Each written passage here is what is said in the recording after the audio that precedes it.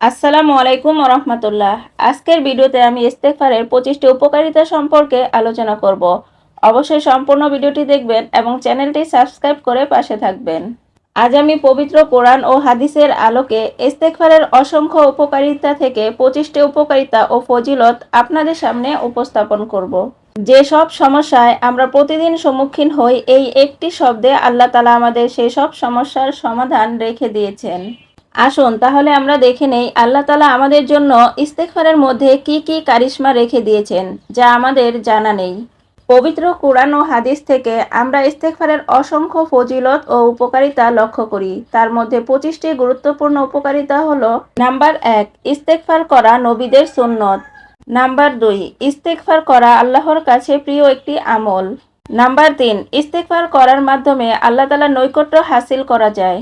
Number 4, ইস্তেগফার করার মাধ্যমে গুনাহসমূহ মাফ হয়। নাম্বার 5, ইস্তেগফার করার দ্বারা ব্যবসায় লাভ হয়। নাম্বার 6, ইস্তেগফার করার দ্বারা মর্যাদা বৃদ্ধি পায়। নাম্বার 7, ইস্তেগফার করার দ্বারা আল্লাহর রহমত নাজিল হয়। সহি নিয়তে ইস্তেগফার পাঠ করলে আল্লাহ করুণা ও দয়া করেন। এমনকি যে গুনাহ করে এবং নিজের অনিষ্ট করে অতঃপর আল্লাহর কাছে ক্ষমা প্রার্থনা করে, সে আল্লাহকে ক্ষমাশীল এবং করুণাময় পায়। নাম্বার 8, ইস্তেগফার করার দ্বারা যাদের সন্তান সন্ততি হয় না তাদের সন্তান হয়।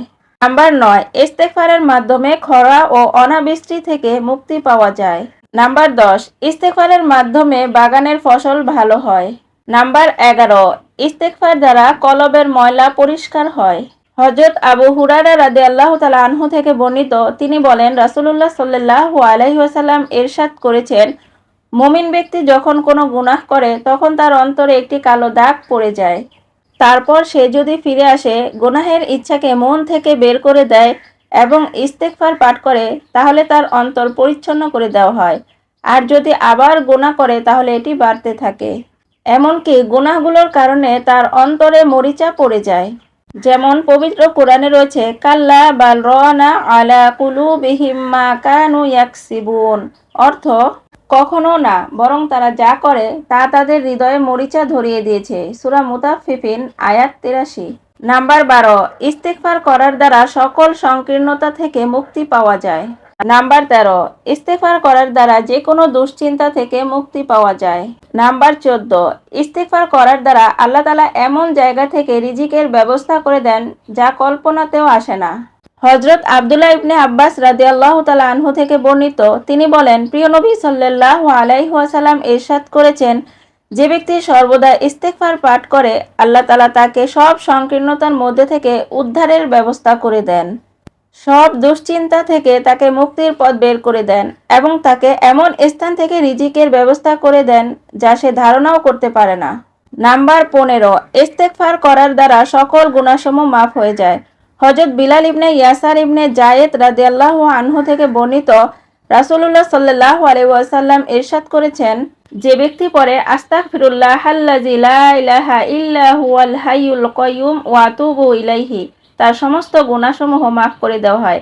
এমনকি ধর্মযুদ্ধ থেকে পলায়নের গুনাহসমূহকেও ক্ষমা করে দেওয়া হয়। নাম্বার 16, ইস্তেগফারের মাধ্যমে আল্লাহর আযাবও আসে না। সূরা আনফালের 33 নং আয়াতে রয়েছে, হে রাসূল, আপনি বলে দিন, আল্লাহ কখনোই তাদের উপর আযাব নাজিল করবেন না যতক্ষণ আপনি তাদের মাঝে অবস্থান করবেন। তাছাড়া তারা যতক্ষণ ক্ষমা প্রার্থনা করতে থাকবে, আল্লাহ কখনো তাদের উপর আযাব দিবেন না। নাম্বার 17, গুনাহ নামক মারাত্মক রোগের ওষুধ হলো এই ইস্তেগফার। হযরত আনাস ইবনে মালিক রাদিয়াল্লাহু আনহু থেকে বর্ণিত, প্রিয় নবী সাল্লাল্লাহু আলাইহি ওয়াসাল্লাম ইরশাদ করেছেন, আমি কি তোমাদের জানাবো না তোমাদের রোগসমূহ কি এবং তার ঔষধ কি? তোমাদের রোগ হলো গুনাহ, আর ঔষধ হলো ইস্তেগফার বা ক্ষমা প্রার্থনা করা। নাম্বার 18, ইস্তেগফার শয়তানের বিরুদ্ধে আল্লাহর পক্ষ থেকে একটি চ্যালেঞ্জ। হযরত আবু সাঈদ খুদরি রাদিয়াল্লাহু আনহু থেকে বর্ণিত, প্রিয় নবী সাল্লাল্লাহু আলাইহি ওয়াসাল্লাম ইরশাদ করেছেন, ইবলিস বলেছিল, তোমার প্রতাপের শপথ, তোমার বান্দাদের দেহে যতক্ষণ প্রাণ থাকবে ততক্ষণ আমি তাদের বিপদগামী করতে থাকব। জবাবে আল্লাহ তাআলা বলেছিলেন, আমার প্রতাপ ও মহিমার শপথ, তারা যতক্ষণ ক্ষমা চাইতে থাকবে আমি তাদের ততক্ষণ ক্ষমা করতে থাকব। নাম্বার 19, ইস্তেগফারের মাধ্যমে হৃদয়ে আল্লাহর ভয় জাগ্রত হয়। নাম্বার 20, ন্যাক কাজ করতে মন চায়। নাম্বার 21, গুনাহের প্রতি ঘৃণা জন্ম হয়।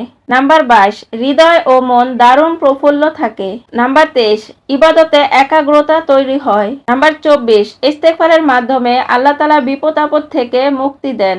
নাম্বার 25, ইস্তেগফার করার পর আল্লাহ তাআলা বান্দার দোয়া কবুল করেন।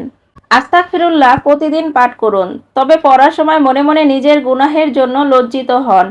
এটা যেন না হয় জবানে ইস্তেগফার করছেন আর মনে মনে গুনাহের খেয়াল চলছে। রাবেয়া বসরি বলেন, আমরা এমন ধরনের ইস্তেগফার করি যে সেটার উপর ইস্তেগফার করার প্রয়োজন হয়, অর্থাৎ মুখে ইস্তেগফার বা ক্ষমা প্রার্থনা করি গুনাহের জন্য, কিন্তু মনে মনে গুনাহের খেয়াল করছি, আর এই ধরনের ইস্তেগফারের জন্য ক্ষমা চাওয়ার প্রয়োজন হয়।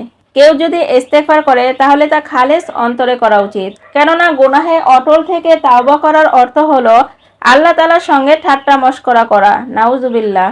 ইস্তিগফার কিভাবে করবেন? ইস্তিগফার কয়েকভাবে পড়া যায়, যা হাদিস সমূহে বর্ণিত রয়েছে।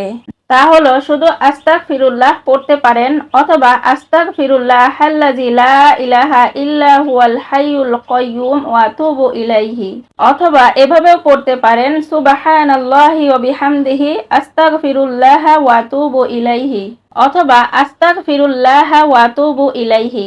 এভাবেও পাঠ করতে পারেন। মহান আল্লাহ তাআলা আমাদের সবাইকে বেশি বেশি করে ইস্তেগফার পাঠ করার তৌফিক দান করুন, আমিন। আপনি যদি এরকম ভিডিও আরও পেতে চান তাহলে অবশ্যই চ্যানেলটি সাবস্ক্রাইব করে রাখবেন। সবাই ভালো থাকবেন, সুস্থ থাকবেন। আসসালামু আলাইকুম ওয়া রাহমাতুল্লাহ।